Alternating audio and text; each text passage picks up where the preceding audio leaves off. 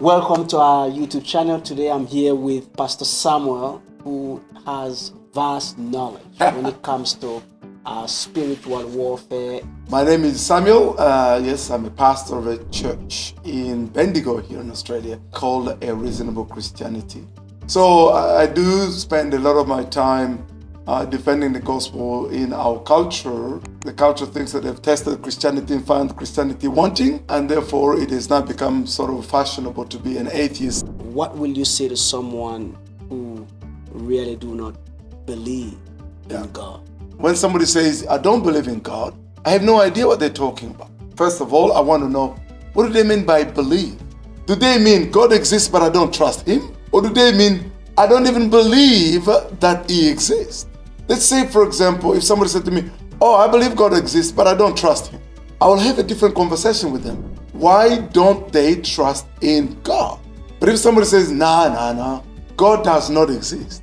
Now that's a different question. I want to say, what do they mean by God? Well, if they say an old man in the sky with a white beard, well, I don't believe in that either. So if that's their idea of God, them and I, we agree. And by the time they provide the definition of God, I want to see whether it is the classic definition of God. What's the classic definition of God? God is the first cause, uncaused of all things, who is immaterial, who is spaceless, who is timeless, and who is all-knowing, okay, and who is all-powerful. So if they say, no, I don't believe in the first cause, uncaused first cause of everything, then I'll have to ask the question, okay, what evidence do they have to say that the universe didn't have a first cause? There are two possibilities we have here. Either the universe is the first cause uncaused, or something else caused the universe, then that is the first cause uncaused. So if they say the universe has always existed, something that's always existed can't have the beginning means it's at the starting point. The consensus among the scientists is the universe had a beginning. Whatever begins to exist as a cause. Things don't just begin to exist without being caused by it. The universe began at a certain point of singularity.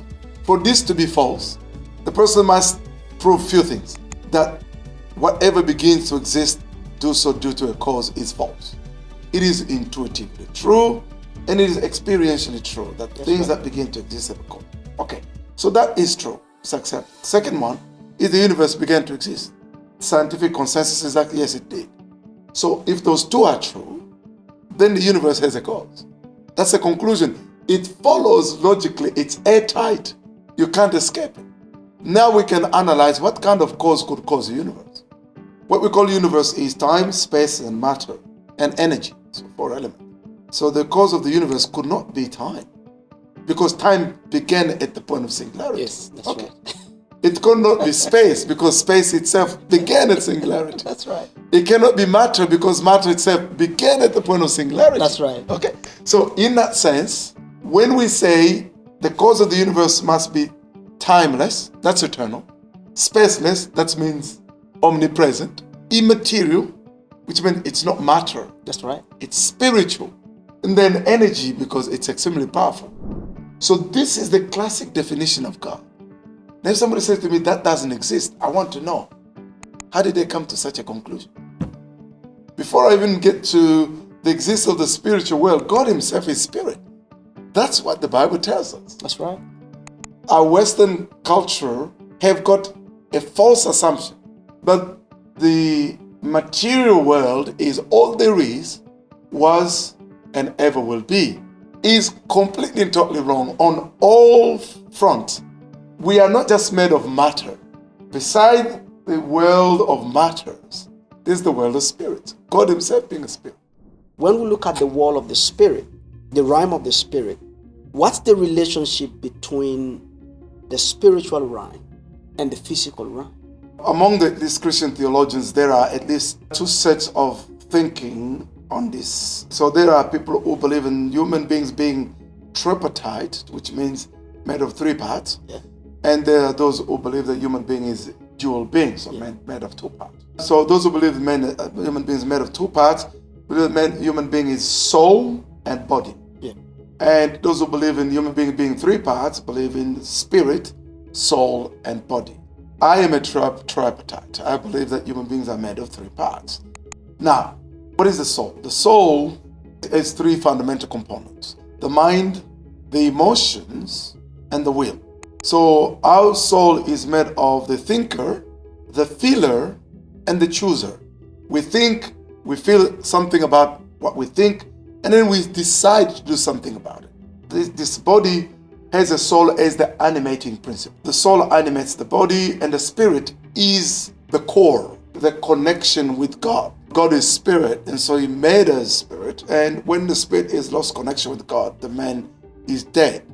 Even though while still being animated in the physical world, a man can be walking here, they've got a soul, they can think, they can feel, they can decide, and yet from God's standpoint, they're dead, because they're disconnected from the source of all life. That's right. So that's why when Christ comes in the people's heart, the first thing that he does is the work of regeneration.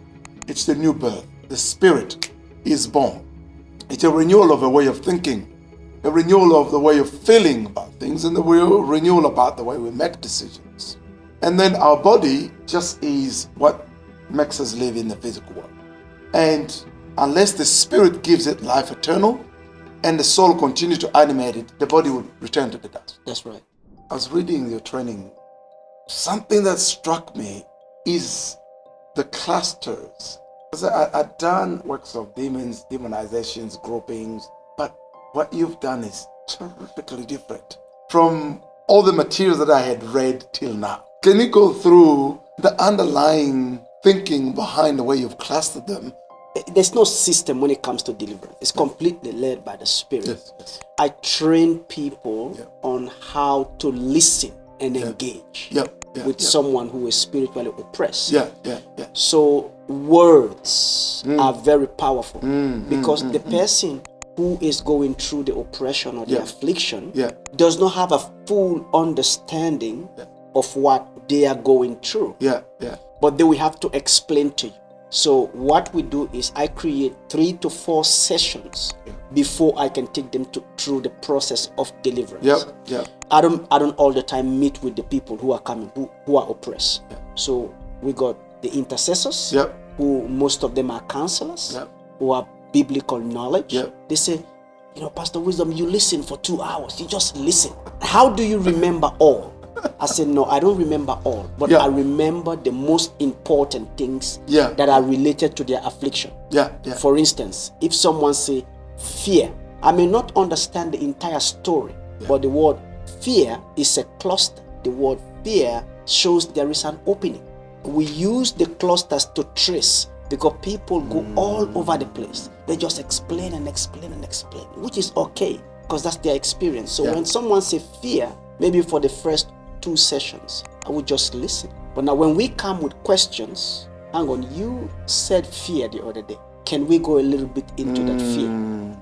So you take them deeper into the fear and you come to realize that the fear actually was there from a childhood trauma. And all the rest of the things that are happening now are actually built on that. That is the opening.